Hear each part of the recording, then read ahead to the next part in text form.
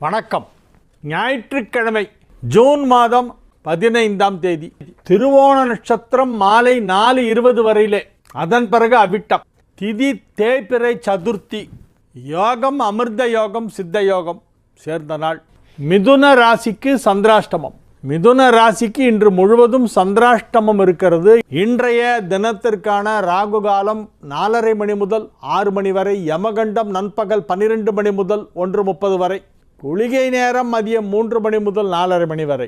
நல்ல நேரம் என்கின்ற சுபஹோரைகள் காலை 7 மணி முதல் 9 மணி வரை, 11 மணி முதல் 12 மணி வரை, மதியம் 2 மணி முதல் 4 மணி வரை, மாலை 6 மணி முதல் 7 மணி வரை, இரவு 9 மணி முதல் 11 மணி வரை. இன்றைய கிரக நிலவரம்: மேஷத்தில் சுக்கிரன், ரிஷபத்தில் சூரியன், மிதுனத்தில் புதன் குரு, சிம்மத்தில் செவ்வாய் கேது, மகரத்தில் சந்திரன், கும்பத்தில் சனி ராகு. விஜயசங்கர் வேளச்சேரி. சீர்காழியில் உள்ள சட்டைநாதர் கோவில் மகத்துவம் பற்றி கூறவும் பாடல் பெற்ற ஸ்தலம் என்று கூறுகிறீர்கள். மேலும் இறைவன் இறைவியை காண நாம் படியேறி தரிசிக்க நம் எல்லா துயர்களும் போகும் என்று ஐதீகமாக இருக்கிறது. அந்த சீர்காழி கோவிலில் திரிபுர சுந்தரி அம்பாள், பிரம்மபுரீஸ்வரர் ஈஸ்வரன், திருஞான சம்பந்தருக்கு ஞானப்பால் கொடுத்த இடம் சீர்காழி கோவில்.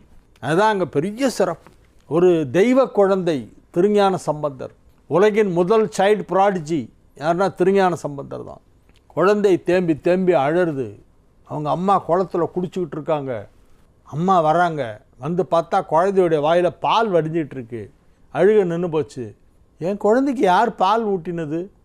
யாரோ பால் ஊட்டியிருக்காங்க, பால் இங்கெல்லாம் வழியுதே அப்படின்னு தொடச்சி விட்டு, உனக்கு யார் பால் கொடுத்தாங்க அப்படின்னு குழந்தைய கேட்டால் அது உடனே பாட ஆரம்பிச்சிருது.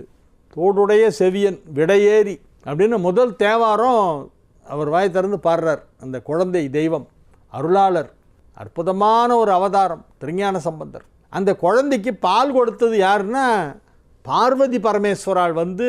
பார்வதி தேவி தனது பாலை அந்த குழந்தைக்கு கொடுக்குறார். அப்படின்னா அது முருகனுக்கு இணையான குழந்தை அப்படிங்கிற நம்ம புரிஞ்சுக்கணும்.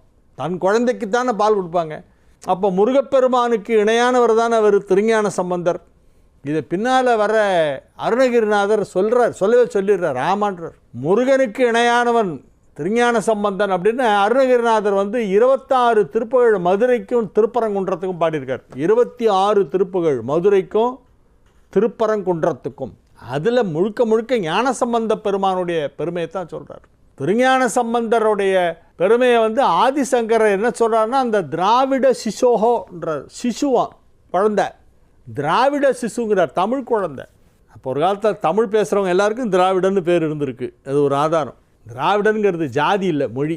திராவிட சிசுவான அந்த குழந்தைக்கு கிடைச்சதே ஒரு பெரிய பாக்கியம். அந்த மாதிரி எங்களுக்கெல்லாம் எதுவும் பாக்கியம் கிடைக்காதா? எனக்கு அப்படி எதுவும் பாக்கியம் இருக்காமா அப்படின்னு கேட்குறார் ஆதிசங்கரர் அம்பாள்கிட்ட. அப்போ அது எவ்வளோ பெரிய பாக்கியம். அது அம்பிகையே தாய்ப்பால் ஊட்டினா.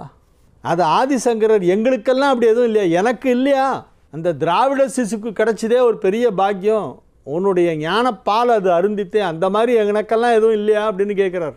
அப்போ ஆதிசங்கரர் காலம் எது?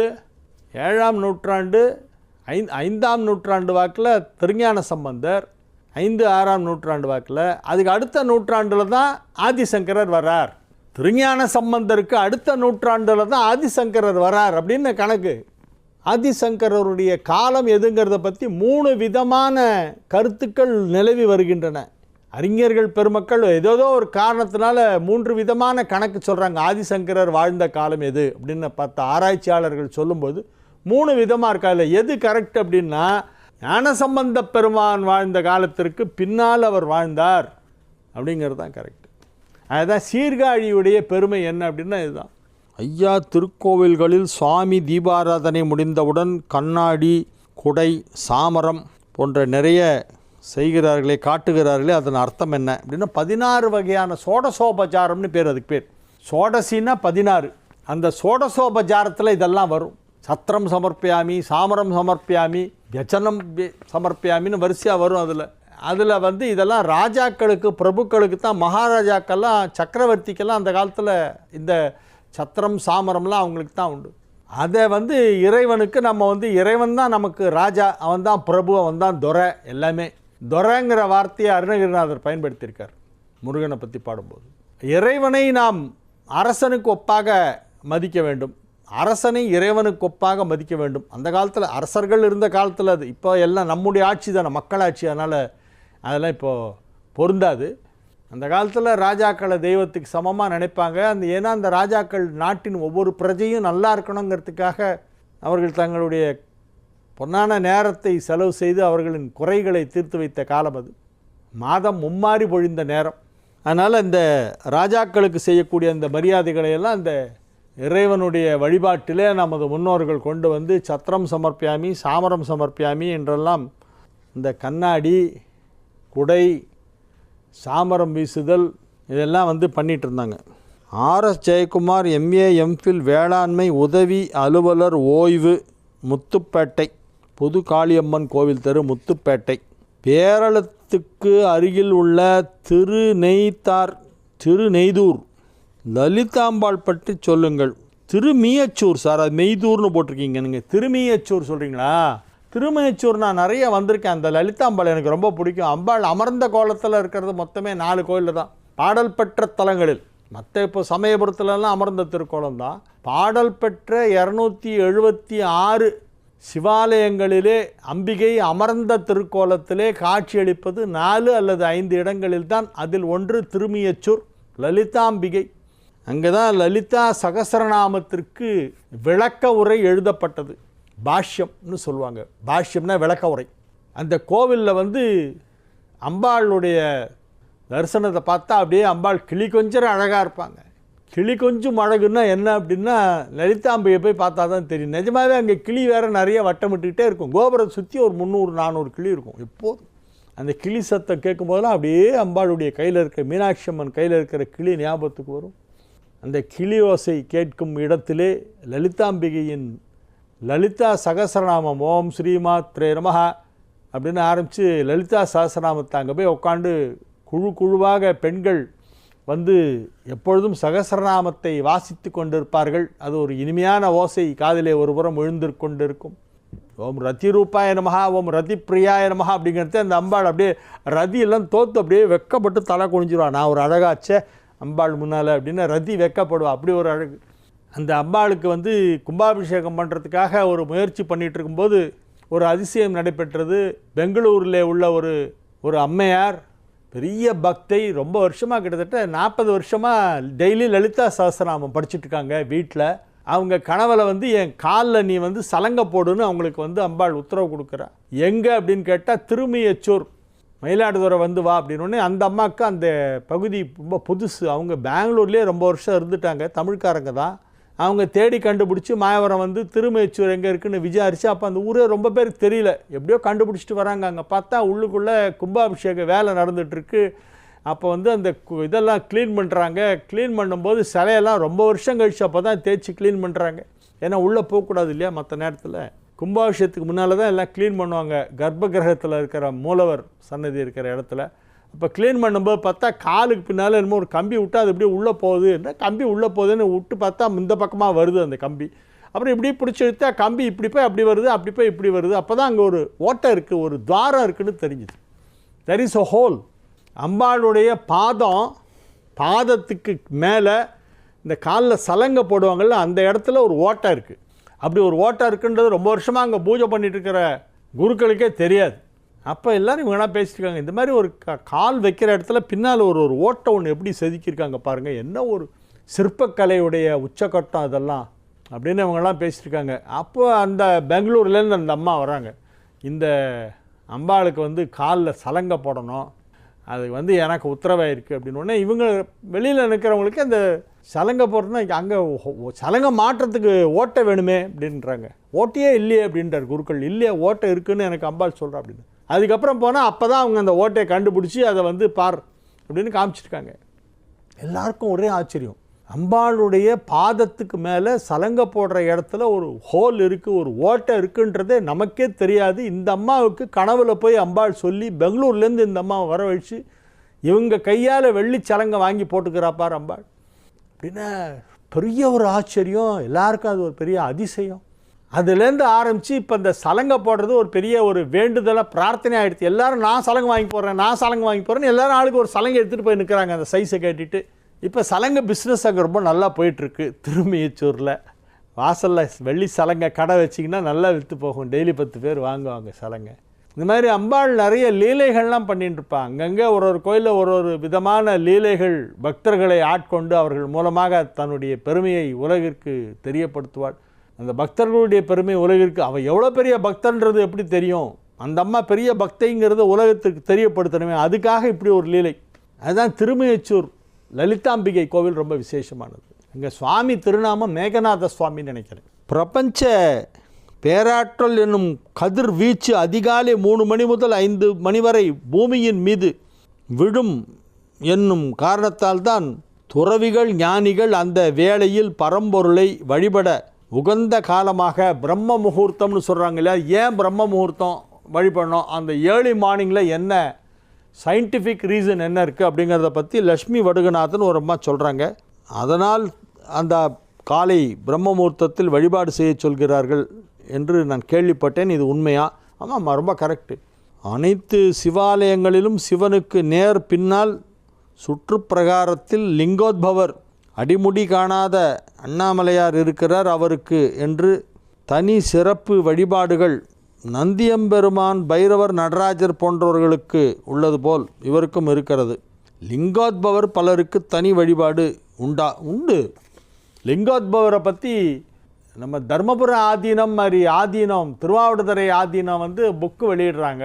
நிறைய புத்தகங்கள். அதில் பைரவர் இருக்குது, கால பைரவர், எத்தனை விசேஷமான பைரவர்கள், ஒரு பைரவரும் தனித்தனி பைரவருக்கு என்னென்ன சக்தி, அது வழிபாடு முறைகள், வழிபடும் மூல மந்திரங்கள், அந்த மாதிரி எல்லா தெய்வத்துக்கும் இவ்வளோ தடி புக்குங்க. ஒரு புக்கும் இவ்வளோ தடி இருக்குங்க. வாங்கி வச்சுட்டு நான் ஒரு 3/4 படிச்சுட்டேன். இன்னும் 1/4 படிக்க வேண்டியிருக்கேன். நிறைய புக்ஸு. துர்கை அப்படின்னா துர்கை வழிபாட்டை பற்றி ஒரு புக்கு. அதில் எல்லா இலக்கியத்திலேருந்து பழந்தமிழ் இலக்கியங்களிலே எங்கெல்லாம் இந்த தெய்வத்தை பற்றி பேசப்படுகிறது, அதில் என்ன சொல்லப்பட்டிருக்கு, அந்த வழிபாட்டு முறைகள் என்ன அப்படிங்கிற விவரத்துலேருந்து அவங்க பெரிய ஒரு தீசிஸ் ரிசர்ச் பண்ண மாதிரி இன்ஃபர்மேஷனெல்லாம் கலெக்ட் பண்ணி மொத்தமாக அதை தொகுத்து ஒரு புத்தகமாக வெளியிட்டிருக்கிறார்கள். பெரிய ஒரு ஆன்மீகத்துக்கு இந்த ஆதீனங்கள் பண்ணுற தொண்டு இருக்கிறதே அது மகத்தானது. மிகப்பெரிய ஒரு தொண்டு செய்து கொண்டு இருக்கிறார்கள். நிறைய ஆதீனங்கள் அவங்கவுங்க சக்திக்கு தகுந்த மாதிரி ஏதோ பண்ணிகிட்ருக்காங்க. அதில் நீங்கள் சொல்கிற இந்த லிங்கோத்பவரை பற்றி அவங்க நூல் வெளியிட்டிருப்பதாக நான் நினைக்கிறேன், நம்புகிறேன். I think so. அதில் அங்கே விசாரித்தா அவங்கள்ட்ட அந்த மாதிரி புக்ஸ் எல்லாம் கிடைக்கும். நீங்கள் என்ன கேட்குறீங்கன்னா, நடராஜருக்கு தனியாக வழிபாடு இருக்குது, நந்திக்கு தனியாக இருக்குது, ஏன் லிங்கோத்பவருக்கு தனி வழிபாடு இல்லையான்னு கேட்குறீங்க. உண்டு, கண்டிப்பாக லிங்கோத்பவருக்கு தனி வழிபாடு உண்டு. லிங்கோத்பவ மூர்த்தங்கிறது அந்த 64 மூர்த்தங்களில் ஒன்று தான். 64 திருவுருவங்களிலே சிவபெருமான் அருள்பாலிக்கிறார். 3 விதமாக அருள்பாலிக்கிறார். ஒன்று அருவம், அது எங்கேயுமே கணக்கே தெரியாது. இன்னொன்று உருவம், அதுதான் சிவலிங்க திருமேனி. இன்னொன்று உருவம், அதுதான் 64 திருவுருவங்கள். 64 திருவுருவங்கள் என்னென்னங்கிறத பற்றி ஊவேசா ரொம்ப ஒரு பெரிய ஆராய்ச்சி பண்ணி அதோடைய விளக்கங்களையெல்லாம் நூலாக வெளியிட்டு இருக்கிறார். தமிழ்த்தாத்தா ஊவே சாமிநாதையர் தான் அதை ஃபஸ்ட்டு புத்தக வடிவிலே வெளியிட்டார். சிவபெருமானின் 64 திருவுருவங்கள் அப்படின்னு ஊவேசா எழுதியிருக்காரு. அது நான் ஊவேசா நூலகத்திலே நான் அதை படிச்சிருக்கேன். அதிலிருந்து சில பகுதிகள் வெளியே தனித்தனி நூலாக வெளிவந்திருக்கின்றன. அந்த நூல்களின் ஒரு சில நூல்கள் என்னிடம் இருக்கின்றன, அதையும் நான் படித்திருக்கிறேன். அந்த 64 திருவுருவங்களின் சிறப்பு என்ன, ஏன் அவ்வளவு திருவுருவம் எடுத்தாருங்கிறதுக்கெல்லாம் ரொம்ப அழகாக ஊவேசா தாத்தா விளக்கம் சொல்வார். ஊவேசா வெறும் தமிழறிஞர் மட்டுமில்லை, ஒரு சைவத்தில் ஒரு பெரிய ஆழ்ந்த புலமை கொண்டவரும் கூட. சைவ சித்தாந்தங்களை பற்றி அவர் அவர் கொடுத்துருக்கிற விளக்கங்கள்லாம் ரொம்ப ஆச்சரியமாக இருக்கும். கடினமான விஷயங்களெல்லாம் ரொம்ப சுலபமாக புரிய வைக்கிற மாதிரி எழுதிடுவார். அதனால தான் அவர் ரொம்ப பிரபலமானார் ஊவேசா. மேஷ ராசிக்கு இன்றைய நாள் நல்ல நாள். கணபத நமோ நமோ அங்கரி தனய நமோ நமோ கணபத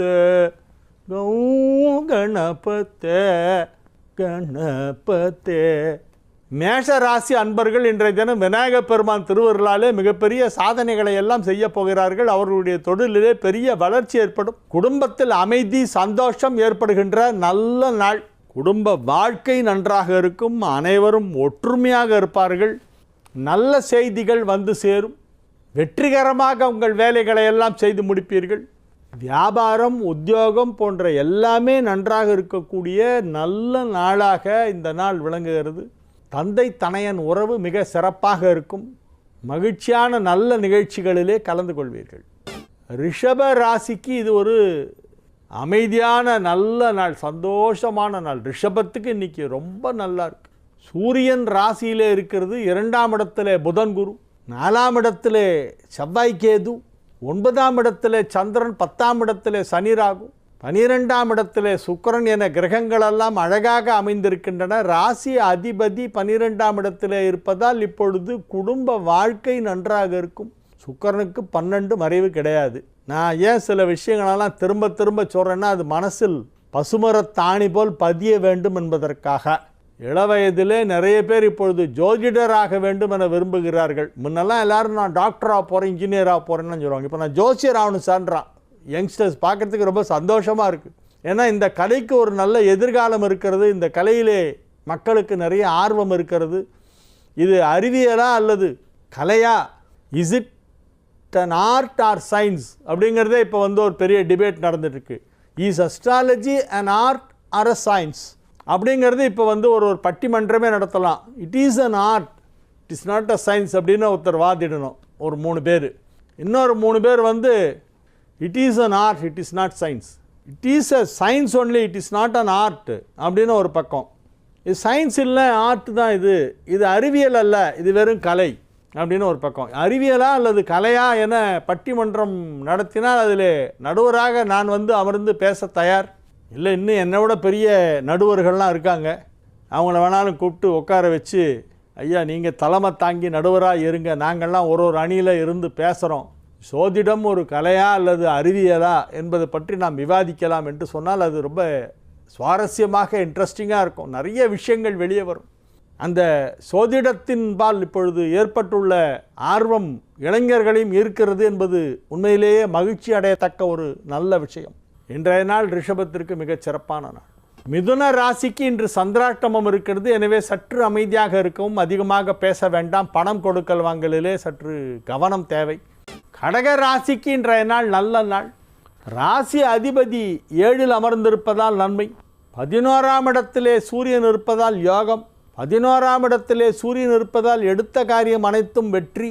2 குடைவன் 11ஆம் இடத்திலே இருப்பதால் தன ஸ்தானாதிபதி லாபஸ்தானத்திலே அமர்ந்து பொருளாதார வளர்ச்சியை கொடுத்து கொண்டிருக்கிறது. நன்மைகள் அதிக அளவிலே நடைபெறக்கூடிய நல்ல நாள், மகிழ்ச்சியான நாள், வெற்றிகரமான நாள். ஏராளமான நன்மைகள் கடகராசிக்கு இன்றைய தினம் நடைபெறும். அது வியாபாரத்திலோ அல்லது உத்தியோகத்திலோ நடைபெறலாம், அல்லது குடும்பத்தில் சுப நிகழ்ச்சி நடத்துவது பற்றிய முடிவு எடுப்பார்கள். பேசி முடிக்கலாம் வாங்க அப்படிவாங்க. திருமணமாகாத கடகராசியினருக்கு திருமணம் பேசி முடிக்கப்படும். எனவே இது ஒரு நல்ல நாளாக விளங்குகிறது. சிம்ம ராசிக்கு இன்றைய நாள் மிகச் சிறப்பான நாள். ராசியில் செவ்வாய் கேது, 6இல் சந்திரன், 7இல் சனி ராகு, 9இல் சுக்கிரன், 10இல் ராசி அதிபதி சூரியன், 11இல் புதன் குரு. இந்த ராசி அதிபதி சூரியன் 10ஆம் இடத்துல இருப்பதால் எடுத்த காரியம் எல்லாமே வெற்றி தான். நீங்கள் எவ்வளோ பெரிய ஒரு எஃபர்ட், பெரிய விஷயம், யாராலையும் பண்ண முடியாத விஷயம் நினச்சிட்டு இருந்தால் கூட நீங்கள் பண்ணிங்கன்னா இன்றைக்கி அது சக்ஸஸ் ஆகும். கடினமான வேலையாக இருந்தாலும் நீங்கள் செய்தால் அது நடைபெறும். தடைகள் விலகும், தானாக வழி பிறக்கும். எனவே இது ஒரு மிகச் சிறப்பான நல்ல நாளாக சிம்மத்திற்கு விளங்குகிறது. கன்னி ராசி அன்பர்கள் இன்றைய தினம் மிகுந்த உற்சாகத்துடன், ஊக்கத்துடன், கலகலப்பாக, மகிழ்ச்சியாக காணப்படுவார்கள். உற்சாகம், ஊக்கம், கலகலப்பு, மகிழ்ச்சி, சிரிப்பொலி கேட்கும். நீங்கள் இருக்கும் இடத்திலெல்லாம் சிரிப்பொலி கேட்கும் நாள். அவ்வளோ ஹாப்பியாக இருப்பீங்க. நீங்கள் ரொம்ப ஜாலியாக இருப்பீங்க. நல்ல நியூஸ் எல்லாம் வரும். உடல் ஆரோக்கியம் நன்றாக இருக்கும். மனம் அமைதியாக இருக்கும். எனவே மகிழ்ச்சி அலை பொங்கும். சந்தோஷமான நாள். எந்தவித குறையும் இல்லாமல், எந்தவித பிரச்சனையும் இல்லாமல், எந்தவித கவலையும் இல்லாமல், நீங்கள் நினைப்பதெல்லாம் நினைப்பது போலவே நடைபெற்று கொண்டிருக்கின்ற நல்ல நாளாக இந்த நாள் விளங்கும். துலா ராசிக்கு இது ஒரு நல்ல நாள். 4இல் சந்திரன், 5இல் சனி ராகு, 5 குடைவன் 5இலே ஆட்சி பலம் பெற்றிருப்பதால் இப்பொழுது பதவிகள் கிடைக்கும், பொறுப்புகள் கிடைக்கும், புதிய பதவிகள், புதிய பொறுப்புகள் எல்லாம் இப்பொழுது கிடைக்கும். பெரிய பெரிய கடினமான பொறுப்புகளை எல்லாம் உங்களிடம் வழங்குவார்கள். நீங்கள் அதை சுலபமாக செய்து முடித்து விடுவீர்கள். அனைவரும் ஆச்சரியப்படுவார்கள், இவருக்கு இவ்வளவு திறமையா, என்னப்பா என்ன வேலை கொடுத்தாலும் போடுறாப்பா அப்படிப்பா, என்ன வேலை கொடுத்தாலும் செய்கிறாருப்பா அவர், ஐயோ இவ்வளோ திறமையா அப்படின்னு எல்லாரும் உங்களை பார்த்து ஆச்சரியப்படுவாங்க. உங்களுக்குள்ளே இருக்கிற திறமை என்னங்கிறது நீங்கள் வெளிப்படுத்துறதுக்கு ஒரு சந்தர்ப்பம் இறைவன் கொடுக்குறான். இறைவன் அருளால் ஒரு சந்தர்ப்பம் கிடைக்க வேண்டும். எப்போவுமே ஒரு மனுஷனுக்கு டேலண்ட் இருந்தால் கூட போகாது, அதை அவன் எக்ஸ்போஸ் பண்ணுறதுக்கு ஏதாவது ஒரு ஆப்பர்ச்சுனிட்டி கிடைச்சா தானே. சில பேர் நல்லா பாடுவாங்க சார், அவனுக்கு கச்சேரியாக கொடுக்க மாட்டேன்றான், வீட்டிலே உட்காந்துருந்தா அவன் பாடகன் நல்ல பாடகனா இல்லையான்னு எல்லாருக்கும் எப்படி தெரியும்? பொதுமக்களுக்கு எப்படி தெரியும்? பப்ளிக் பிளேஸில் போய் அவன் தன்னுடைய பர்ஃபார்மன்ஸை பண்ணி காமிச்சா தானே எல்லாருக்கும் புரியும். ஓஹோ நல்லா இருக்குப்பா, நல்லா இருக்கே, ஓ ரொம்ப நல்லா இருக்கே அப்படின்னு சொல்லுவாங்க. அவனுக்கு chances are denied, is deprived of legitimate chances. அப்போ என்ன ஆகும்? அவனுக்கு ஒரு மாதிரி மனசில் ஒரு இது வந்துடும், ஆறா நம்மள்கிட்ட இவ்வளோ டேலண்ட் இருக்குது, யாருக்கெல்லாமோ சான்ஸ் கிடைக்குது, எனக்கு கிடைக்கலையே அப்படின்னு நான் வருத்தப்படுவோம். அந்த மாதிரி ஒரு நிலைமை வரக்கூடாது. எல்லாருக்குமே அவங்களுடைய திறமையை வெளிப்படுத்துவதற்கு வாய்ப்பு கிடைக்க வேண்டும். அந்த வாய்ப்புங்கிறது இறைவன் அருளால் கிடைப்பது தான் நல்ல வாய்ப்பு. வாய்ப்பு எப்படி கிடைக்கும்? இறைவனுடைய அருள் இருந்தால் நல்ல சந்தர்ப்பம் கிடைக்கும். சிம்பிள். இதெல்லாம் நான் லைஃப்பில் அனுபவித்து சொல்கிற விஷயங்கள். என்னுடைய பல டீகேட்ஸ், பல ஆண்டுகளாக, மோர் தென் half a century-யாக நான் பார்த்துட்ருக்கிற என்னுடைய அனுபவத்தின் வெளிப்பாடு. ஒரு மனுஷனுக்கு டேலண்ட் இருக்கலாம், டேலண்ட் வெளியே வரணும்னா அதுக்கு சான்ஸ் கிடைக்கணும், ஆப்பர்ச்சுனிட்டி கிடைக்கணும். அந்த ஆப்பர்ச்சுனிட்டி எப்படி கிடைக்குதுன்னா கடவுள் அருள் இருந்தால் கிடைக்கும். அந்த அருள் இப்போ உங்களுக்கு இருக்குது, கிடைக்க போகுது. நீங்கள் விடமாட்டீங்க, உங்களுடைய திறமையை வெளிப்படுத்தி விடுவீர்கள். இதுதான் இன்றைக்கி பலன். அதனால் என்ன பண்ண, நீங்கள் ஏதாவது சான்ஸ் கிடச்சா விடக்கூடாது. சில பேருக்கு டைம் சரியில்லைன்னா என்ன பண்ணுவான், அந்த சான்ஸ் எல்லாம் வேணான்றான். அவன் மூலியமாக எனக்கு என்ன சான்ஸ் வருது? Who is he? அவன் எனக்கு சான்ஸ் வாங்கி தரானா? What is is? நான் எவ்வளோ பெரிய ஆள்? சான்ஸ் வாங்கி கொடுத்தவன் சாதாரண ஆளாக இருந்துட்டு போகிறேன். ஏன் அவன் மூலியமாக தானே அவனுக்கு சான்ஸ் கிடச்சிது. சில பேர் அதில் ஈகோ பார்ப்பான், அவன் என்ன எனக்கு சான்ஸ் வாங்கி கொடுக்குறது, அவன் ஆஃப்டர் ஆல் மை ஜூனியர். இது மாதிரியே சில பேர் ஈகோவில் அழிஞ்சு போனவெல்லாம் இருக்கான். அதனால் எந்த சான்ஸ் கிடச்சாலும் விடாதீங்க. நல்ல சந்தர்ப்பங்களை இறைவன் கொடுப்பான், அதை நழுவ விட வேண்டாம். ஒப்புக்கொள்ளுங்கள், அக்செப்ட் இட். விருச்சிக ராசிக்கு இன்றைய நாள் நல்ல நாள். 7 சூரியன், 10 குடையவன் 7 இருப்பதால் யோகம். 9 குடையவன் 9ஆம் இடத்தை பார்த்து கொண்டிருக்கிறது மகரத்திலிருந்து. எனவே நன்மைகள் நடைபெறக்கூடிய நல்ல நாள், மகிழ்ச்சியான நாள். வெற்றிகரமாக உங்கள் தொழிலை செய்வீர்கள். தொழில் எதுவாக இருந்தாலும் அதில் ஒரு முத்திரை பதிக்கக்கூடிய நாளாக இந்த நாள் வழங்கும். ஒரு சில விருச்சிக ராசிக்காரர்களுக்கு கௌரவ பட்டங்கள் கிடைக்கும். கௌரவ பட்டங்கள், ஹானரரி போஸ்ட்டு, ஹானரரி பதவிகள், கௌரவ பதவிகள், கௌரவ பட்டங்கள். பட்டம் பதவிங்கிறது ஒரு மனிதனுடைய பல ஆண்டு உழைப்பிற்கு வழங்கப்படுகின்ற சன்மானம், அங்கீகாரம், கௌரவம். அது இப்போ கிடைக்கும். எனவே இது ஒரு நல்ல நாள். தனுசு ராசிக்கு இன்றைய நாள் நன்மைகள் நடைபெறக்கூடிய நல்ல நாள். 5 குடையவன் 9ஆம் இடத்திலே இருப்பதால் யோகம். 1-4 குடையவனும் 7-10 குடையவனும் 7 இணைந்திருப்பதால் யோகம். நன்மை செய்யக்கூடிய கிரகங்கள் எல்லாமே நல்ல நிலையில் இருக்கின்றன. எனவே அதிக நன்மைகள் நடைபெறுகின்ற நல்ல நாள். தனுசு ராசி அன்பர்களுக்கெல்லாம் இப்பொழுது குடும்ப வாழ்க்கை நன்றாக இருக்கும். அசையா சொத்துக்களை வாங்கவும் விற்கவும் இப்பொழுது முடியும். மகிழ்ச்சியான சூழ்நிலையில் நீங்கள் வாழ்ந்து கொண்டிருப்பீர்கள். வெற்றிகரமாக உங்கள் பணிகளை எல்லாம் செய்து முடிப்பீர்கள். தேவையான எல்லாமே கிடைக்கும். நீங்கள் என்னெல்லாம் கிடைக்கணும்னு விரும்புகிறீங்களோ, அதில் எதெல்லாம் நியாயமான ஆசையோ அது எல்லாமே கிடைக்கும். எனவே இது ஒரு நல்ல நாள், மகிழ்ச்சியான நாள். மகர ராசி அன்பர்கள் இன்றைய தினம் மகிழ்ச்சியாக இருப்பார்கள். மகர ராசிக்கு இது ஒரு நல்ல நாளாக விளங்குகிறது. வியாபாரத்தில் உள்ள மகர ராசியினருக்கெல்லாம் வருமானம் கொஞ்சம் அதிகமாக கிடைக்கும். பெரிய பெரிய அமௌண்ட்டெல்லாம் இப்போ வாங்கி கொடுத்துக்கிட்டு இங்கேருந்து அங்கே வாங்கி கொடுக்குறது, இங்கேருந்து அங்கே, அங்கேருந்து இங்கே, இந்த மாதிரிலாம் நிறைய டிரான்சாக்ஷன்லாம் பண்ணி விடுவீங்க. நீங்கள் ஒரு ஃபோன் பண்ணி சொன்னாக்க உடனே பணம் கொடுப்பாங்க. இன்னொருத்தரை போய் அதை நீ வாங்கிக்கன்னு சொல்வீங்க. அவனை கூப்பிட்டு இந்த பணத்துக்கு எனக்கு அதை பண்ணி கொடுப்பீங்க. இந்த மாதிரியெல்லாம் உட்காண்ட இடத்துல நீங்கள் பணத்தை கையால் தொடாமலே டிரான்சாக்ஷன் பண்ணுவீங்க. நிறைய விஷயங்கள் இன்றைக்கி பண்ணுவீங்க. You will do lot of work. பெரிய பெரிய விஷயங்கள்லாம் பண்ணுவீங்க. எனவே இது ஒரு நன்மைகள் நடைபெறக்கூடிய நல்ல நாளாக விளங்குகிறது. கும்ப ராசிக்கு இன்றைய நாள் மகிழ்ச்சியான நாள். 5ஆம் இடத்திலே புதன் குரு சேர்க்கை, 7ஆம் இடத்திலே செவ்வாய் கேது, ராசியிலே சனி ராகு, எல்லாம் ரெவண்டாக இருக்குது பாருங்கள். 5ல் புதன் குரு, 7ல் செவ்வாய் கேது, ராசியில் சனி ராகு, 2 6 ஆயிடுச்சா, மிச்சம் 3 கிரகம் தான் தனித்தனியாக இருக்குது. அதுவும் இப்போ வந்து எல்லாம் சேர்ந்துட போகிறது. நிறைய கிரக சேர்க்கை ஏற்பட போகிறது. அந்த கிரக சேர்க்கையெல்லாம் கும்பத்திற்கு நன்மை செய்யும். கும்ப ராசிக்கு இன்றைக்கி ரொம்ப நல்லா இருக்குது. 6க்குடையவன் 12ஆம் இடம் சென்றதால் விபரீத ராஜயோகம். பெரிய அமௌண்ட் கிடைக்கும். திடீர்னு யாரோ ஒரு பெரிய சூட்கேஸ் எடுத்துகிட்டு வந்து கொடுப்பார், இதை எனக்கு பண்ணி கொடுங்க அப்படிம்பார். பயப்படுவீங்க நீங்கள், சூட்கேஸ் வாங்கினா ஏதாவது ஆகிடுமோன்னு. கடைசியில் பார்த்தா ஒன்றும் இல்லை, நம்மால் தான் வரும். உங்களுக்கு ரொம்ப நெருக்கமான ஒரு மூலியமாக வருவார்.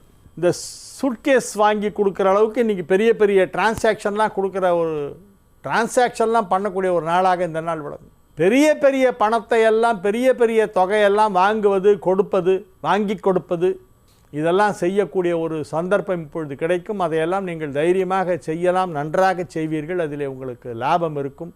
நீங்கள் எதிர்பார்க்கின்ற நல்ல ரிசல்ட் கிடைக்கும். நன்மைகள் நடைபெறக்கூடிய நல்ல நாளாக இந்த நாள் விளங்கும். மீன ராசிக்கு இது ஒரு மிக மிக அற்புதமான நாள், மகிழ்ச்சியான நாள். வெகு சிறப்பான நிலையிலே கிரகங்களெல்லாம் அமைந்திருக்கின்றன. எனவே நன்மைகள் அதிக அளவில் நடைபெறக்கூடிய நல்ல நாளாக இந்த நாள் விளங்கும். மிக மிக மிக மிக மிக சிறப்பான நாள். மிகப்பெரிய நன்மைகள் நடைபெறக்கூடிய நல்ல நாள். மீன ராசிக்கு இப்போ பார்த்தா எல்லாமே நல்லா இருக்குது. 5க்குடைய சந்திரன் 11லே, 6க்குடையவன் 3ஆம் இடம் சென்றதால் யோகம், 5க்குடையவன் 10ஆம் இடம் 11ஆம் இடம் சென்றதால் யோகம். நன்மைகள் அதிக அளவில் நடைபெறக்கூடிய நல்ல நாளாக மீனராசிக்கு இந்த நாள் விளங்குகிறது. மகிழ்ச்சியான நல்ல தகவல்களெல்லாம் வந்து சேரும். மாணவ செல்வங்கள் அழகாக படிப்பார்கள். மேல் படிப்பு படிப்பதற்கு வாய்ப்பு சுலபமாக கிடைக்கும். திருமண வயதில் உள்ள மீனராசினருக்கெல்லாம் இப்பொழுது திருமணம் நிச்சயதார்த்தம் நடைபெறும். வெகு விரைவிலேயே உங்களுக்கு கெட்டி மேளம் கொட்டப்போகிறது. டும் டும் டும் டும் கொட்டி மேளம் கொட்டப்போகிறது. எனவே நீங்கள் திருமணத்திற்கு தயாராக இருக்க வேண்டிய நேரம் வந்துவிட்டது. மிக மிக மிக சிறப்பான மகிழ்ச்சியான அற்புதமான நல்ல நாளாக, மிக மிக நல்ல நாளாக இந்த நாள் விளங்கும். விநாயக பெருமானை வழிபட வேண்டும் இன்றைய தினம். நன்மைகள் அதிக அளவிலே நடைபெறக்கூடிய நல்ல நாளாக விளங்குகிறது மீனராசிக்கு. இன்று தமிழ் மாசப்பரப்பு, ஆணி மாதம் ஆரம்பம். 2 விசேஷம். ஒன்று மாசப்பரப்பு, இன்னொன்று சிரவண விரதம், திருவோண விரதம். திருவோணத்துக்கு திருவோணம், பெருமாளுக்கு சிறப்பு ஆராதனைகள் நடைபெறும். சிறப்பு பூஜைகள் பெருமாள் கோவிலில் நடக்கும். வாழிய செந்தமிழ், வாழ்கன தமிழர், வாழிய பாரத மணித்திருநாடு. வந்தே மாதரம், வந்தே மாதரம், வந்தே மாதரம்.